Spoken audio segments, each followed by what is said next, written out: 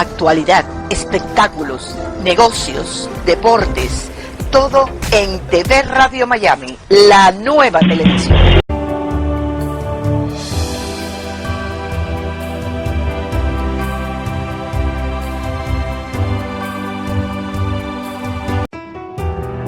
Agustín Ranguni presenta Coincidencias con Enrique Llamas de Madariaga y Denise Pesana desde Punta del Este, Uruguay, uniendo al mundo.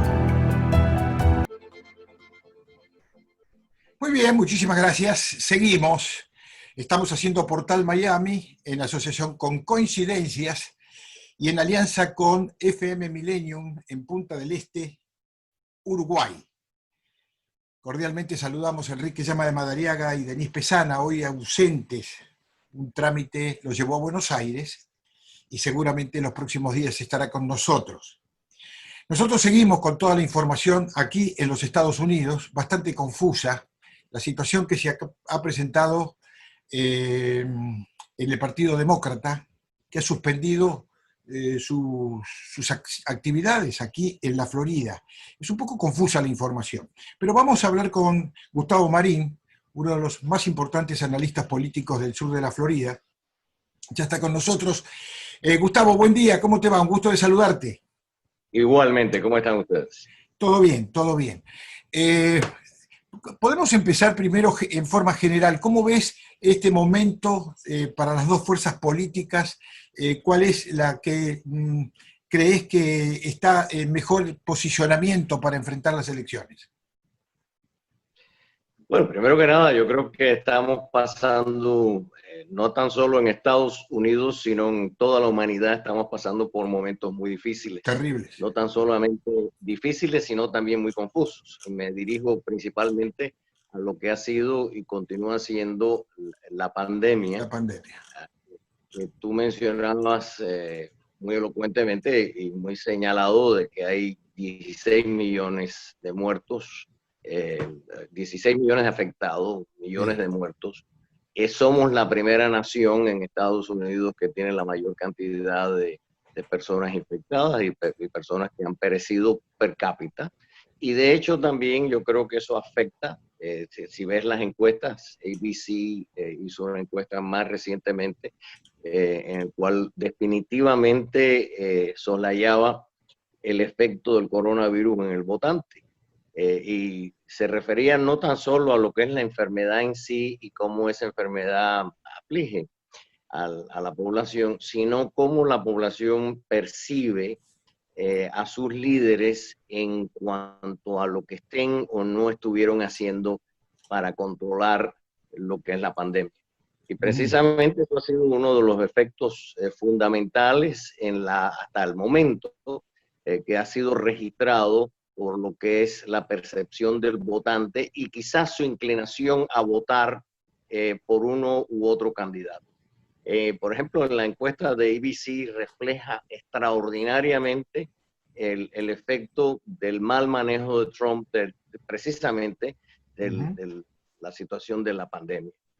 Pero a un punto increíble en el cual hay muchos analistas que ya apuntan al punto de que la pandemia ha sido el elemento totalmente que ha definido estas elecciones. Exactamente. Y que también que ha definido a la proyección de uno u otro candidato, haciendo la candidatura de Biden todavía más importante y definitivamente más aceptable por el votante. Gustavo, no sé si llegó ya a tu mano, pero recibimos un memorándum interno que tiene 7 páginas, contiene 8 acusaciones de los organizadores del evento aquí en la Florida para el Partido Demócrata. 90 organizadores del partido habrían firmado este memo para suprimir el voto hispano en el centro del país. Esto de suprimir el voto hispano no lo entiendo bien, pero así lo dice textualmente este memorándum que tengo aquí frente a mí. ¿Qué interpretás? Tendría que verlo, honestamente. Yo no, pero fundamentalmente te digo lo que yo pienso. Yo no creo en suprimir absolutamente nada. Eso es número uno. ni Parece que hay siquiera creo. problemas para coordinar los esfuerzos de divulgación entre los electores. Entre las acusaciones que hay en el documento dice: maltrato a los organizadores de base, reubicación de miembros del personal capacitado sin explicación, falta de recursos de la organización y la aceptación de voluntarios que luego quedan en el limbo. Esto es lo que dice sintéticamente las acusaciones de un grupo de demócratas que deciden precisamente suprimir el voto hispano. Te estoy siendo textual de acuerdo al texto de este informe que tengo del Partido Demócrata. Yo no te podría, primero yo no estoy asociado con esa, o sea, ni con ese grupo, ni con esa carta, Bueno, en la cual la desconozco. Lo único que te puedo presentar es como yo me siento, y yo no creo en la supresión absolutamente de nada. Yo creo que quien ha estado suprimiendo constante y por año el voto, sobre todo el que no le conviene, ha sido el Partido Republicano, y sobre todo en esta administración. Si se está comentando, discutiendo la manera de mejorar y de llegar al votante hispano y comunicarse mejor con él, o por lo menos atender lo que son sus aspiraciones, pues yo estoy de acuerdo. Por el resto, yo no tengo más comentarios que darte, porque simplemente no estoy ni enterado, gracias a que ahora sintonizo tu televisión. Pero sí, francamente Gustavo, estoy de no acuerdo tengo la con... menor idea. Y Estoy el de resto acuerdo... el resto sería volver a ser politiquero, que esa no es mi intención tampoco. Coincido plenamente contigo, porque yo soy el primer sorprendido cuando lo leí esta mañana. Digo, ¿qué quiere decir esto? Suprimir el voto. Es una cosa de loco. Pero bueno, es un informe oficial del Partido Demócrata. Vamos a ver, por supuesto, no tuve menos que preguntártelo porque tú eres un especialista en el análisis político. Evidentemente, de acuerdo a tus palabras, y coincido, la muy mala conducta política del presidente Trump puede que esté firmando su derrota. Y la pregunta No, es que es una pregunta. ¿Es posible que toda su conducta, sobre todo con el tema del coronavirus, sus actitudes, sus desplantes, esta forma del presidente que, bueno, que evidentemente está generando una especie de bache en la política tradicional americana, puede ser el desenlace del resultado de las elecciones? podría ser, pero yo creo que Trump y su camarilla, me refiero así porque lamentablemente ya aquí no hay política sino politiquería, realmente tiene muchas armas a su favor, y muchas en la manera de almacenar, o sea, de almacenarlas y luego dirigirlas. Y me refiero a las distracciones constantes ahora. La cuestión esta de las manifestaciones y los disturbios y el uso de la fuerza por los grupos especiales federales, que no tienen nada que ver ni con la Guardia Nacional ni con ninguna de las órdenes que comúnmente y de modo constitucional se han utilizado para cualquier tipo de protesta, disturbio o situación fuera de control en un estado, que es precisamente el recurso definido del derecho de los estados, que se llama States' Rights, para que el gobernador pida o invoque o lleve a funcionar la Guardia Nacional, que es la milicia estatal de ciudadanos que sirven militarmente también.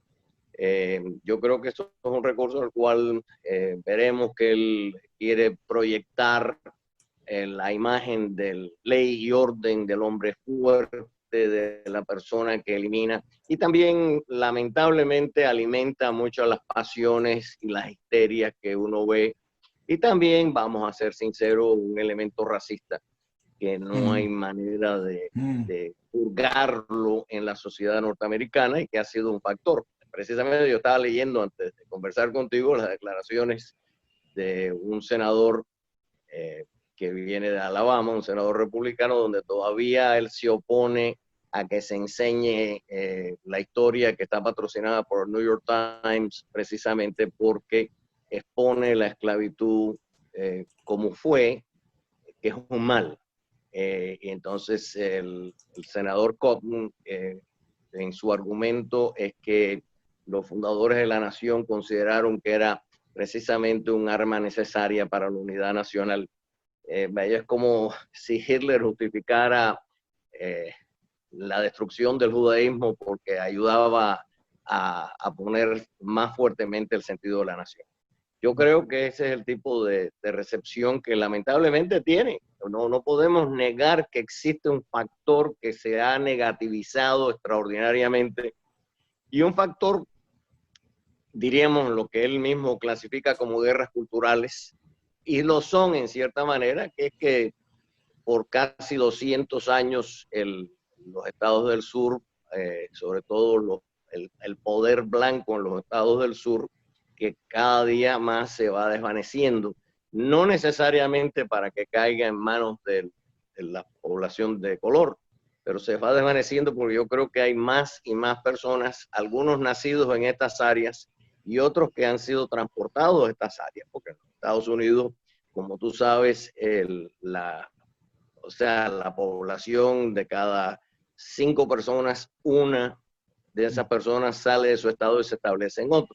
Y a lo que voy en ese sentido es que hay una nueva manera de ver la historia, el sur y la confederación. Pero sí siguen los recalcitrantes, siguen los politiqueros, siguen los racistas en ese mismo sentido, a seguir preservando un espíritu que fue un espíritu de una institución y de una nación que se separó de nuestra nación y que perdió la guerra, pero que hábilmente a través de todos estos 200 años pudieron restablecer su poder en cada uno de estos estados, establecer lo que se llamaron las leyes de segregación de Jim Crow, que duraron precisamente y lamentable e increíblemente hasta casi los años 60 y pico en los Estados Unidos, finalmente puesto y derrotado por lo que fue el Acta de Derechos Civiles del 64, 65 y 66, dirigido por Lyndon Johnson y dirigido también por senadores republicanos como Dirksen, en aquel momento alguien extraordinario que creo que nuestra nación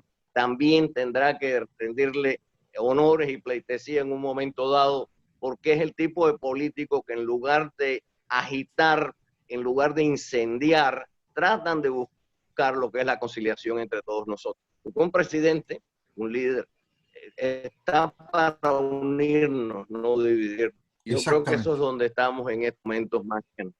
Exactamente. Llevamos más de 55 días de la muerte de George Floyd y evidentemente estas manifestaciones se siguen sucediendo. Mientras tanto, Estados Unidos se militariza cada vez más. Claro, pero lo increíble es que se militariza con las personas menos adecuadas a ser militares. O sea, el guardián de los parques forestales, el que recoge la basura en algún edificio federal. O sea, lo que está, y precisamente ese es el tipo de hecatombe, ese es el tipo de disrupción social, ese es el tipo de violencia que este presidente luce que anda buscando. Porque fíjate, yo te antepongo a ese argumento algo que salió precisamente hace 2 días, que se llama el Pacto de la Paz. Y es precisamente la creación de todos los alcaldes afroamericanos, inspirados mayormente por el alcalde de Houston, y hay otra serie de personas y personalidades involucradas, pero que también propone la reforma policíaca, que no podemos negar que es necesaria. Pero también lo que también propone es, y hay un término que yo sé que tú vas más allá de los Estados Unidos y tu audiencia, pero me tomo la libertad de decir el término que es de funds, que es quitarle fondos a la policía, que ha sido un arma, yo la considero de mala, ha sido mal utilizada, y quienes la utilicen de una manera u otra para quitarle los fondos a la policía, pues yo los considero que están equivocados. Número uno, porque la policía es un elemento y una institución necesaria, y porque existan malos agentes o porque se le haya permitido esa existencia, no quita de que la policía es también un factor contribuyente a la paz social. Y yo la apoyo. Número uno, Bueno, yo estoy seguro que tú también. Pero al mismo sí, tiempo estos claro. alcaldes han sacado lo que es eso, en el cual no van a quitar los fondos, pero sí van a tener una serie de objetivos que los departamentos de policía tienen que cumplir. Primero que nada, quitar todas estas tácticas de asfixiar gente. Lo otro, una transparencia y otra serie de factores también que yo creo que ya están siendo analizados por jefes de policía a través del país, y me imagino, también aspiro, por supuesto, que sean, que tengan como consecuencia precisamente una especie de pacto unificador de todas estas vertientes que, verdad, a través del diálogo, a través de la conversación, a través de la tolerancia mutua que lamentablemente en estos momentos No parece. adolece en los Estados Unidos, se pueda llegar a lo que debe ser. Porque uno de los factores que aquí tu audiencia, me imagino muchos sepan y otros no sé, y me permito a unirme a esa información, y es de que, por ejemplo, aquí se lanza todas estas acusaciones contra George Soros y otra serie de billonarios y los acusan de todos los males. O sea, hasta el robo de bicicletas de mi casa lo acusan. A Bill Gates lo están acusando de cualquier cosa. Sí, no, pero o sea, que se apuren porque ya va para 95 años, o sea, en 1 o 2 años ya no lo podrán acusar de más nada. Cosas que no ha hecho. Pero lo que voy es que ese es un comité que inclusive lo hizo uno de los fundadores de Facebook, lo ha hecho también otra serie de millonarios, que es apoyar a los fiscales precisamente en las elecciones, pero aquellos fiscales que se comprometan a seguir 3 o 4 verdaderos puntos esenciales para la convivencia social. Primero que nada, uno, que es un problema administrativo, que es la decriminalización del arresto por la marihuana. O sea, con una población penal de 2 millones y más de personas que tenemos en los Estados Unidos, una de las poblaciones penales más grandes del mundo, en ese sentido, el seguir con delitos de esa magnitud, como si fueran delitos graves, no vale la pena. Y inclusive nosotros en nuestras cortes aquí en Broward ya existe y se está llevando en otras partes del país, que existen lo que se llaman las cortes de drogas, en el cual al usuario y al codependiente en ese sentido no solamente se le aplica la ley, sino se le aplica precisamente una inclinación médica y psicológica y social a lo que es su uso. Y esa es la mejor manera, y no tienen que ir a la cárcel necesariamente, sino tienen que cambiar, porque al fin y al cabo la rehabilitación penal debe ser esa, ¿no? O sea, sí. no es crear en las cárceles un nuevo criminal todavía más eficiente para cometer la maldad, sino es reformarlo para que vaya hacia los predios de la convivencia y de la productividad como ente social y ciudadana, ¿no? Y ese es el sentido que estamos, que se está tratando de lograr. Y ese es lo que tanto buscó esta fundación, la cual me refiero de Soros, pero que no es el único. Ese es uno. Lo otro es que esto es una práctica muy común en los Estados Unidos. Un policía maltrata, un policía llega a cometer hasta crímenes en la función de su trabajo, excesivamente en brutalidad, lo despiden de un cuerpo de policía y lo que hace es que usando su licencia, que no se la ha suspendido y que nadie sepa, marcha para otro estado en el cual sirve igualmente. Porque el año pasado creo que hubo casi 800 a 900 denuncias de maltrato policíaco en las cuales los policías fueron separados de sus cargos en los Estados Unidos. Ahora, Esta Gustavo, fundación, este proyecto, sí, pero ¿cómo no? Pregunta. No, te iba a incorporar ahí ese dato que estás dando, que es muy interesante y además es una evidencia que se ve en todo el país. ¿No tiene que ver con cierta interpretación de autoritarismo de parte del presidente Trump? Mira, es una gran pregunta, no tan solo en términos del maltrato, sino inclusive ya hay un estudio sobre la pandemia precisamente, para que ya que estabas hablando de la pandemia anteriormente, ya hay un estudio, o sea, esto no son cifras inventadas, en los cuales los republicanos que creen lo que Trump les ha venido diciendo, ya vamos para 6 meses de pandemia en el mundo, con los millones de muertos que hay, son los que precisamente no usan las máscaras, son los que precisamente no siguen el distanciamiento social, son los que son incrédulos y que predican esta incredulidad, a pesar de que ya, por ejemplo, en nuestro estado, la Florida, ya casi somos el centro de la pandemia en los Estados Unidos en estos momentos y se sigue extendiendo. Ya no hay nadie, yo diría, bueno, hay, esto no lo podemos quitar porque los imbéciles siempre es una especie de flor que llega en los jardines más bonitos, ¿no? Pero la mayor parte de la gente ha tomado conciencia, pero todavía sigue. Y sobre todo, y tú hiciste un editorial anteriormente que te felicito en ese sentido.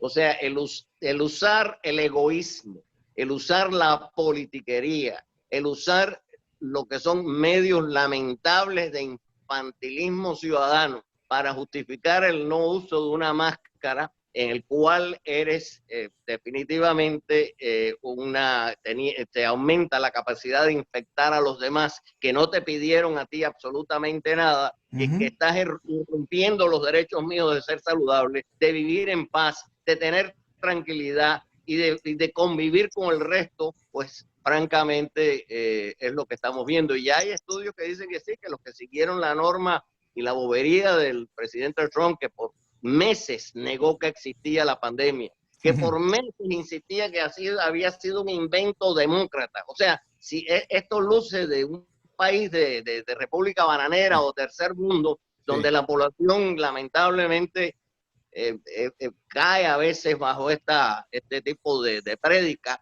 demagógica en ese sentido. No solo demagógica, sino de esa actitud casi infantilesca de un presidente que ya es un hombre maduro y que juega con eso de ponerse o no ponerse el antifaz, ¿no? El cubreboca. Realmente es una situación muy difícil de entender qué pasa con estos hombres que deberían ser rectores de la conducta de todo el pueblo, ¿no? Gustavo... Pero si algo ahí, Agustín, si me perdona la intervención. Si analiza, la pandemia ha sido, lo vamos a poner ahora en un contexto político. La pandemia ha sido el único escándalo del presidente Trump en el cual el pueblo ha podido ver toda la dimensión de su incapacidad. Con el Russiagate, no dejó a sus colaboradores ir a los testimonios, él mismo lo evadió, lo hizo a través por escrito. Mueller, el que estaba en la investigación, se lo permitió lamentablemente.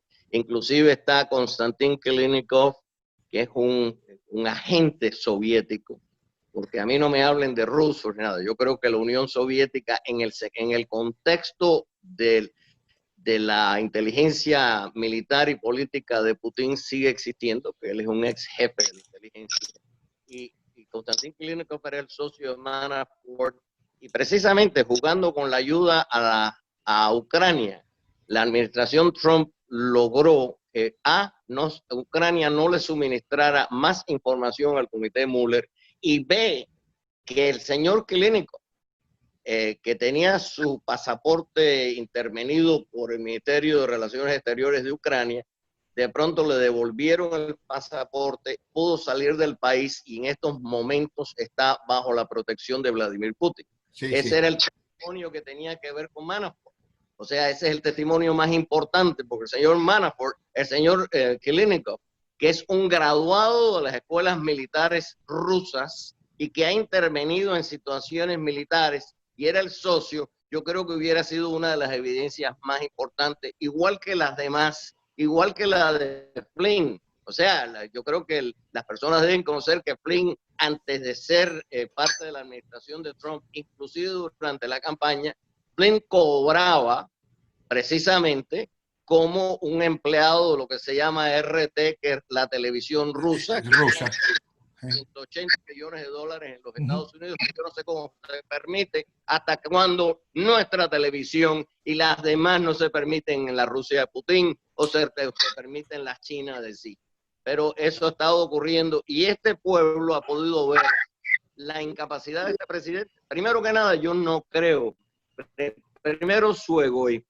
Yo creo que el parte de disuadir de que la pandemia no era un mal o que eso era un catarro que se quitaba en los veranos, o toda esa serie de tonterías que son vergüenza de tener a alguien en la Casa Blanca que diga esa cantidad de estupideces en ese sentido, pero más que nada vio, primero, que no entiende los problemas del país, sobre todo cuando los supedita los problemas del país a su propia elección, porque lo que él, como él ha gobernado, no ha gobernado con temas que pudieran aprovecharse para la población. Él ha gobernado con temas ópticos, con temas de relaciones públicas, con la manera que se perciban. Y precisamente aquí se equivocó, pero no tan solo se equivocó, lo que reveló es su incapacidad para enfrentar lo que ha sido el brote más horrible que ha tenido esta humanidad. Igual que nos sin duda. recordamos, Gustavo, este es uno de ellos. Gustavo, es evidentemente es un hombre que entró a la política para negociar, pero no sabe negociar porque lo que sabe es comercializar sus productos en base a su poder económico. Y lamentablemente ahí están las consecuencias. Gustavo, te agradezco infinitamente estos minutos y seguramente, si lo permites, te estaremos molestando los próximos días.